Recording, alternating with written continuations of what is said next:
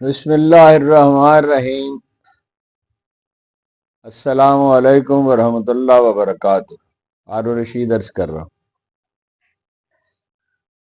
شہباز شریف صاحب 201 ووٹ لے کر منتخب تو ہو گئے، اور ان کے حریف عمر ایوب صاحب کو صرف 92 ووٹ ملے، لیکن 201 ووٹ بظاہر تو ان کے ہیں، مگر وہ کتنے لوگوں کی نمائندگی کرتے ہیں؟ ریپبلکن انسٹیٹیوٹ یہ کہتا ہے کہ ان کی سیٹیں ہیں 70 نون لیگ کی، اور مخصوص سیٹیں 20، 90 سیٹیں ہیں ان کی، اور پیپلز پارٹی کے ووٹ شامل کر لیے جائیں تو کچھ زیادہ ہو جائیں گے، ہاں جی۔ لیکن یہ کہ بہرحال یہ تو بہت ہی انہوں نے محتاط، یہ جو ادارے ہیں یہ احتیاط بڑی کرتے ہیں، یہ حکومت کو ناراض نہیں کرنا چاہتے، اپنی ساکھ بھی برقرار رکھنا چاہتے ہیں۔ دراصل تو ان کی سیٹیں 70 نہیں ہیں، ان کی سیٹیں تو ہیں وہ 20-22 ہیں، اور 20-22 بھی نہ ہوتی، اگر عمران خان الیکشن کمپین چلا رہے ہوتے اور بالکل مساوی مواقع ہوتے، اور وہ سب چیزیں جن کا ذکر کرنے کی ضرورت اب نہیں ہے، وہ 10,000 کارکنوں کی گرفتاری اور نام لینے پہ پابندی، اور جناب زبردستی لیڈروں سے پارٹی چھڑوائی گئی، باقی سب تفصیلات آپ کو معلوم ہی ہیں۔ ان کی سیٹیں زیادہ سے زیادہ بہت اچھی کمپین چلا لیتے تو 30 سیٹیں ہوتی ان کی، ویسے تو 17-18 سے اوپر تو نہیں مانتے، جو لوگ غیر جانبدار ہیں۔ پارٹی کی بات اور ہے، پارٹی اگر فریق جو ہے اس کی رائے کی تو اتنی اہمیت نہیں ہوتی۔ تو عمر ایوب نے ٹھیک کہا، اور شہباز شریف صاحب نے بھی ٹھیک کہا کہ میں آپ سب کا شکر گزار ہوں کہ آپ نے مجھے اپوزیشن لیڈر چن لیا۔ وہ ان کے لاشعور میں یہی تھا نا کہ میں مستحق تو اپوزیشن لیڈر بننے کا تھا۔ ایک ہوتی ہے سلپ آف ٹنگ، وہ اور چیز ہے، ایک یہ کہ آپ کا لاشعور جو ہے وہ غلبہ پاتا ہے آپ پہ۔ اور عمر ایوب نے کہا کہ میں وزیر اعظم ہوں، جب ڈپٹی اسپیکر انہیں روک رہے تھے، اور روک بھی کیا بھدے طریقے سے روکنے کی کوشش کی۔ پہلے تو نواز شریف صاحب اٹھ کے چلے گئے، اور پھر شہباز شریف بھی چلے گئے، اور پھر باقی لوگ بھی چلے گئے، پریس گیلری کی آواز ہی بند کر دی گئی، جس پہ رپورٹنگ کرتے ہیں لوگ۔ ویسے آواز تھوڑی بہت تو پہنچتی ہے، مگر تقریر اگر آپ سروے کریں تو عمر ایوب کی جو ہے وہ زیادہ اپنا سنی گئی، اگرچہ وہ اپنا سٹیکر وغیرہ ہی چلتے رہے، اور تقریر بہتر بھی کی انہوں نے ان سب چیزوں پہ زور دیا جنہیں دینا چاہیے تھا۔ اسد طور کی اور عمران ریاض صاحب کی رہائی کا مطالبہ کیا، سارا منظر کھینچا، ان کے 16 سالہ بیٹے کو گرفتار کرنے کی کوشش کی گئی، کتنی بار 1 درجن سے زیادہ مرتبہ ان کے گھر پہ یلغار کی گئی۔ وہ کون سا گھر بچا ہے پی ٹی آئی کے کسی حامی کا اور کارکن کا؟ تائید کنو یہ بھی کبھی ہوا تھا دنیا میں کہ کاغذ چھینے جائیں، یہ تو ایسا نقطہ ہے جس کو بعد اب اجاگر کرنے کی ضرورت نہیں ہے۔ حکومت بن گئی، اور دیکھیے کیا تماشا ہے، حد ہے۔ او بھائی یہ کوئی امویوں کا زمانہ ہے، کہہ رہے ہیں میں میثاق مفاہمت اور میثاق معیشت جو ہے وہ اس کی دعوت دیتا ہوں، اور اپنی انا کو دفن کرنا ہوگا۔ آپ نے کبھی اپنی انا کو دفن کیا ہے؟ کبھی کوئی ایک واقعہ بتا دیجئے، اور چلیے ایک واقعہ یہی بتا دیجئے کبھی آپ نے سچ بولا ہو زندگی میں۔ اس وقت سچ وہ ہے جو آپ کو ایک ناگوار چیز برداشت کرنی پڑے، اپنی شکست مان لیں۔ اور وہ آپ سے کیسے مذاکرات کر سکتے ہیں جی عمران خان صاحب؟ حالت یہ ہے، پتہ نہیں یہ کیا سمجھتے ہیں کہ پروپیگنڈے سے لوگوں کو گمراہ کر سکتے ہیں۔ چھوٹا سا ایک کمرہ ہے، اور ایک چھوٹی سی چارپائی ہے، اور اس کے ساتھ باتھ روم ہے، اور بو آتی رہتی ہے، وہاں اسے رکھا ہوا ہے، اور جھوٹ بولتے رہتے ہیں ہمہ وقت کے بڑی سہولیات ہیں، بڑی سہولیات ہیں۔ اگر کوئی کھانے کی ڈھنگ کی چیز ہے تو وہ اپنے پیسوں سے خریدتے ہیں، کوئی سہولت وغیرہ نہیں ہے، اور مینٹل ٹارچر جتنا کر سکتے ہیں کرتے ہیں، اور مسلسل دباؤ ہے کہ جی آپ ان کو موقع دیں۔ کیوں موقع دیں جی؟ کیوں موقع دیں؟ ایک آدمی ہے اس نے آپ کے پلاٹ پہ قبضہ کر لیا، وہ کہتا ہے مجھے 3 سال کے لیے تو موقع دیں یہاں رہنے کا، آپ کے مکان پہ قبضہ کر لیا، یہ کیسی جمہوریت ہے؟ بہرحال وہ تو مولانا فضل الرحمان دانا آدمی ہیں، یعنی وہ دانا اسی اعتبار سے نہیں ہیں کہ بڑے صاف ستھرے ہیں اجلے ہیں، بلکہ یہ کہ وہ سمجھتے ہیں حالات کو، اس لیے نواز شریف صاحب کی منت سماجی کے باوجود آمادہ نہیں ہوئے، اختر مینگل بھی، اور اختر مینگل نے اپنا موقف واضح کر دیا، ذرا کم بات کی انہوں نے، اچکزئی صاحب نے زیادہ کی، اور اس سے وہ اجاگر بھی ہوئے، انہیں فائدہ بھی ہوا، اور بلوچستان میں بھی ان کا قد بڑھا ہے، تو وہ پشتون پاپولیشن میں جو بھی ان کی حمایت ہے، اور مولانا فضل الرحمان کی بھی ہے پشتون پاپولیشن میں حمایت،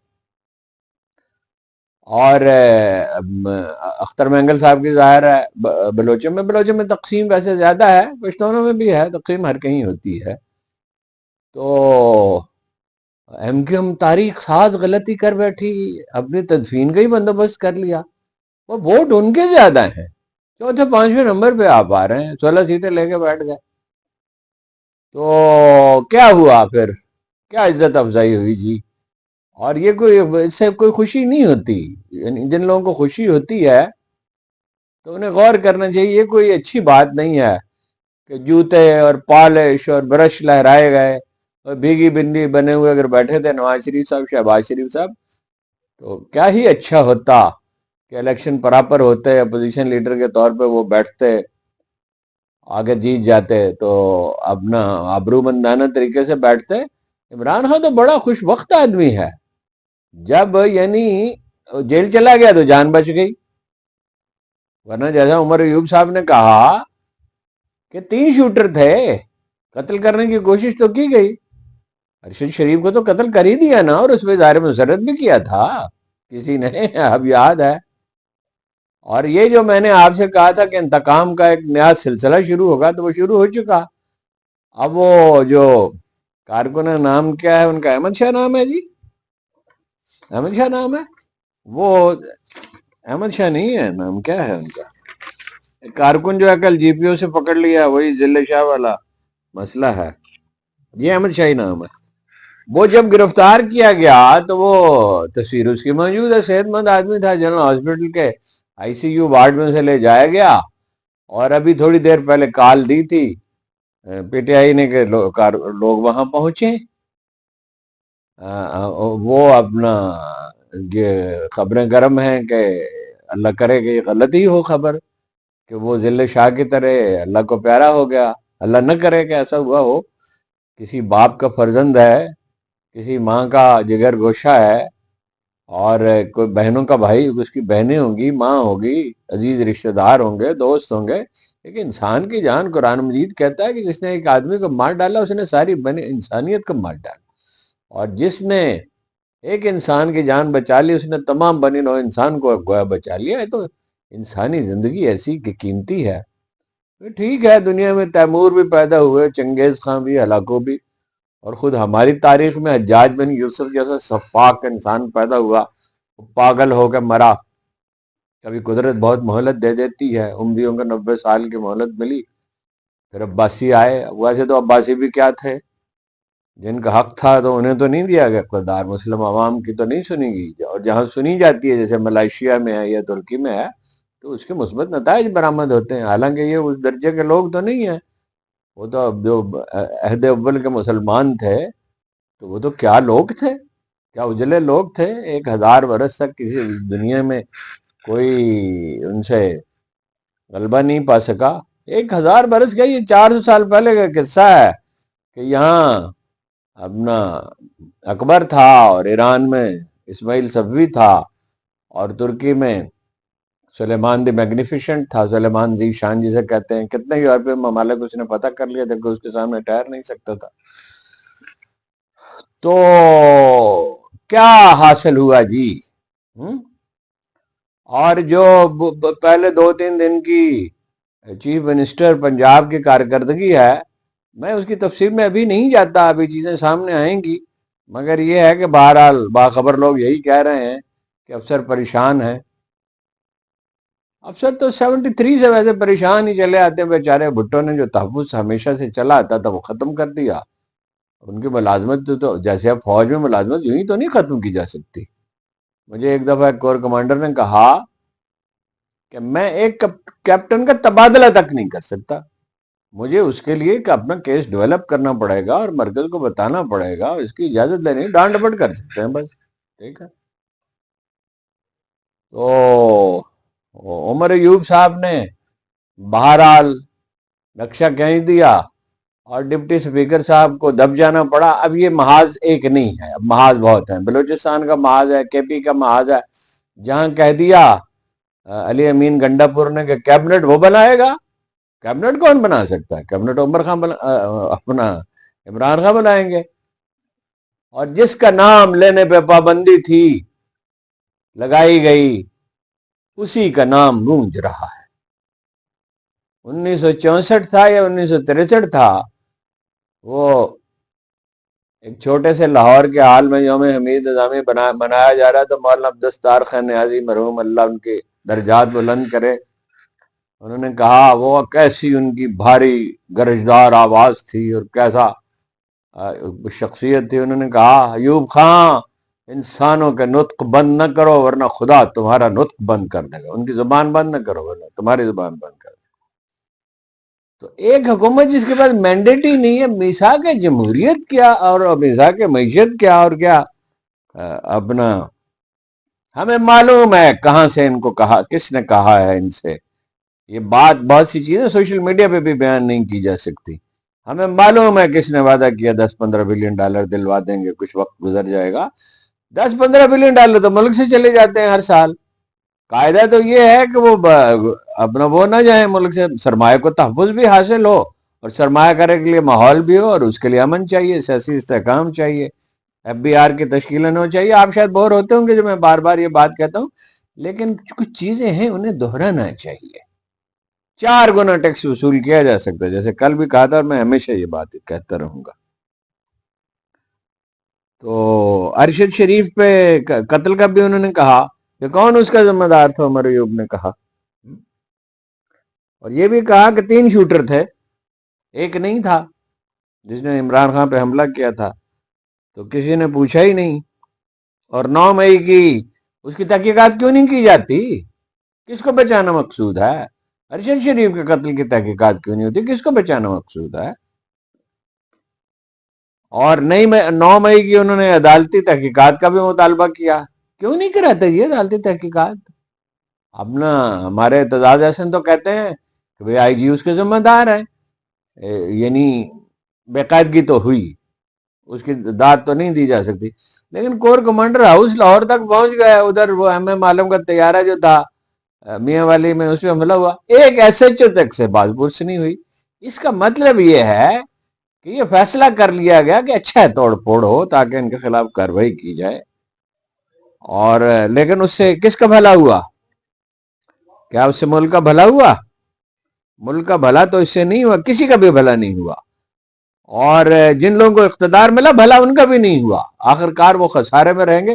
میں تو 20 برس سے عرض کرتا آیا ہوں کالموں میں کہ یہ جس طرح کی سیاست آپ فرما رہے ہیں مافیا کی، کہ آپ کا انجام حوالہ دینے کو دل نہیں چاہتا. جو لوگ اس دنیا سے چلے گئے، بھٹو صاحب تو جیت رہے تھے 1977 میں، تو کتنی دھاندلی کی، تو نتیجہ کیا ہوا؟ کیا ہوا؟ آج بھٹو خاندان کا در حقیقت کوئی وجود نہیں ہے، زرداری خاندان. اور اندرا گاندھی کے خاندان کا کیا ہوا؟ اور شیخ مجیب الرحمان کا کیا؟ بے شک اس کی بیٹی اقتدار میں ہے، لیکن یہ ہے کہ خاندان تو سارا مارا گیا نا. اور شیخ مجیب الرحمان خود ان کے ہم وطنوں نے انہوں مار ڈالا، اور وہ دندناتے بھی رہے. ان کے بعد ان کے مخالفین اقتدار میں رہے. پیپلز پارٹی نے ووٹ دینے کو دے دیے، لیکن پیپلز پارٹی نہ اس سے خوش ہے، خوش نون لیگ بھی نہیں ہے. یہ جو رانا تنویر جیسے کم فہم لوگ ہیں جو مارنے کو دوڑے، شیر افضل کو مارنے کے لیے دوڑے، ذرا اندازہ لگائیے. شیر افضل پہ ہاتھ اٹھاتے تو رانا تنویر بول تو کوئی بھی کسی کو بھی کسی پہ ہاتھ نہیں اٹھانے چاہیے. تو کیا ہوتا ہے یہ اپنا، اس طرح تھوڑی ہوتا ہے دنیا میں. اچھا تور کا جناب دے دیا گیا مزید 3 دن کا ریمانڈ. میں آپ کو ذمہ داری سے بتا رہا ہوں کہ بھائی لوگ اس میں ملوث نہیں ہیں. یہ شریف خاندان کا فیصلہ ہے، اور فیصلہ تو شریف خاندان نے کیا، اکسایا انہیں جس نے ہے وہ آپ سب سمجھ سکتے ہیں. اب ہر بات جو ہے وہ تفصیل بتانی ضروری نہیں ہے، تفصیل نہ پوچھیں، اشارے کافی، یوں ہی یہ کہانیاں کہی جاتی ہیں. عمران خان کا کیا بگڑا؟ نجم سیٹھی نے کہا، دیکھیے کبھی کبھی تو ہر ایک کا دل چاہتا ہے نا سچ بولنے کو. آخر ایک ذہین آدمی بھی ہے، اور یہ بھی جانتے ہیں نجم سیٹھی صاحب کہ میڈیا وہ مچھلی ہے جو عوامی احساسات کے سمندر میں زندہ رہتی ہے، کچھ سچ تو ضروری ہے ہی. تو ان کا ایور گرین ہے عمران خان، جتنا عرصہ جیل میں رہیں گے وہ بڑھتی جائے گی اپنا مقبولیت ان کی. تو حاصل کیا ہوا؟